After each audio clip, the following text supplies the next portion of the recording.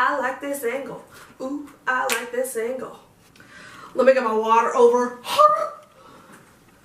My water's over. Hello friends, welcome back to my channel. You're watching Confident, Fearless, and Worthy.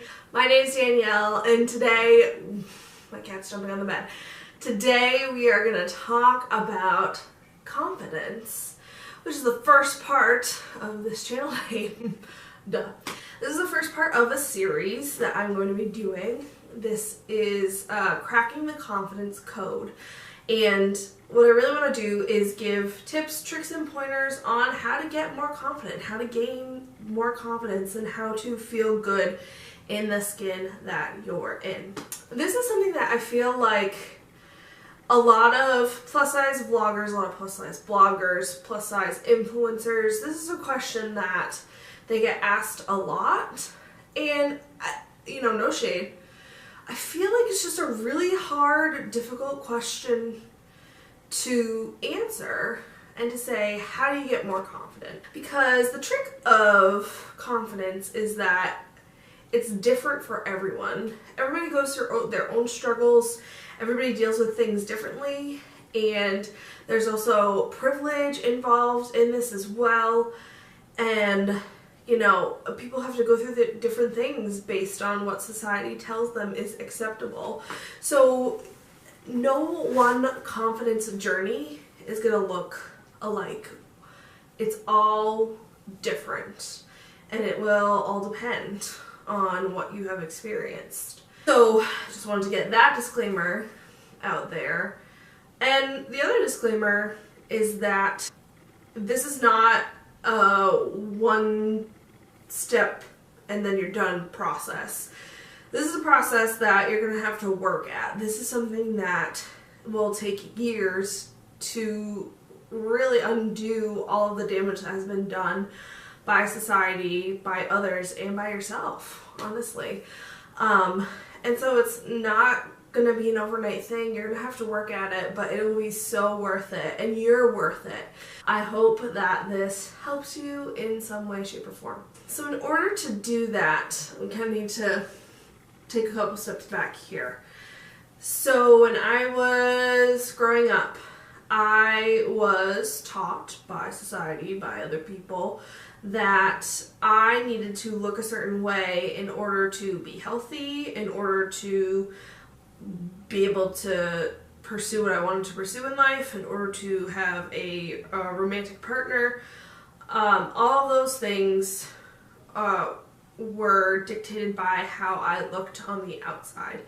And if I didn't look a certain way, then I needed to change myself in order to be able to do the things that I wanted to do in life.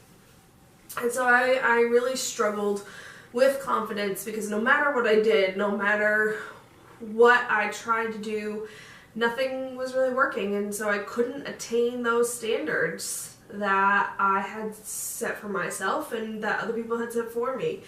And so I figured that I was going to have to settle for everything in my life, that I was going to have to settle with someone who I wasn't attracted to, but who would accept me because I was fat. And I thought that I wouldn't be able to do the things that I wanted to do in life because I was plus size. And that was just going to be my life. And I was just going to have to deal with it. Or I could attempt to lose weight and get all these things magically into my life somehow.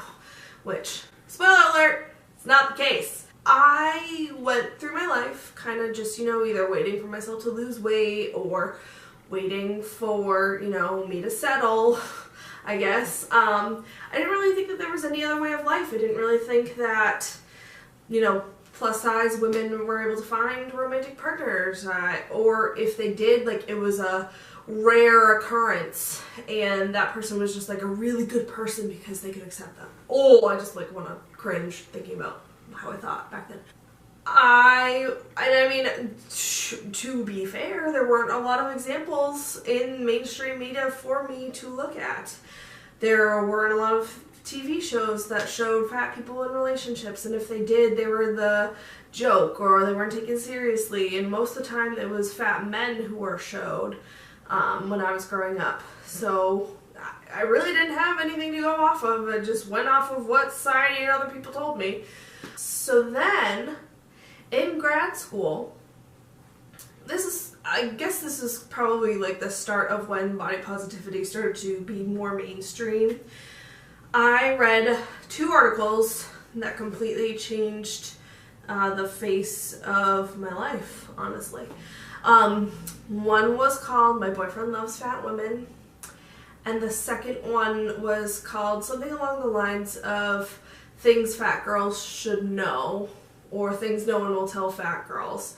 And I will link both of those down below. I read these 2 articles, and both of them were talking about the things that fat people could do, that plus size people could do, that were outside of the norm, and that it was perfectly acceptable to do, to date, to have sex, to wear what they wanted to wear, and still be successful. I was like, there's this whole other world for me out there. And so really the first thing, if you're looking to gain confidence, the very, very first step is to read. Read what you can. Try to find articles that uplift fat people, uplift plus size people, and really see a different light. There's plenty of blogs out there that will show you the way that the plus size people can live a healthy, wonderful, successful life. 2 of those people that come to mind are Jess Baker and Virgie Tovar. I've actually had the pleasure of meeting Jess, which was wonderful. She came to my school last year because we had a grant for a program that I was doing, and she's just wonderful. She's a wonderful human being, and I credit her with helping me on my journey as a plus size woman, because she was one of the authors of one of the first articles that I read that kind of changed my perspective, and ever since then, she's done a great job of keeping a record of plus size blogs and things like that. Her blog, The Militant Baker, is a really, really great resource, so I would suggest starting there. I will link it down below.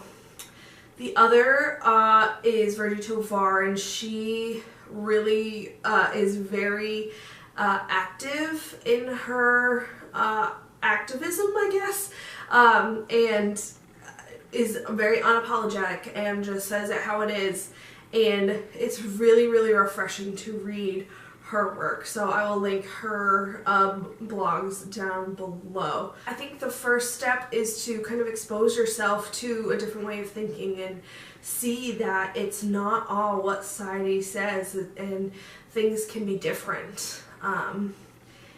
And like I said, it just kind of opened my eyes to a whole other world that I didn't know could exist for me, and really started to change my life.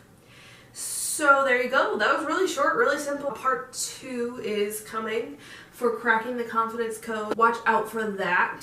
And if you have any questions about confidence, about how to be confident, please leave them in the comments below.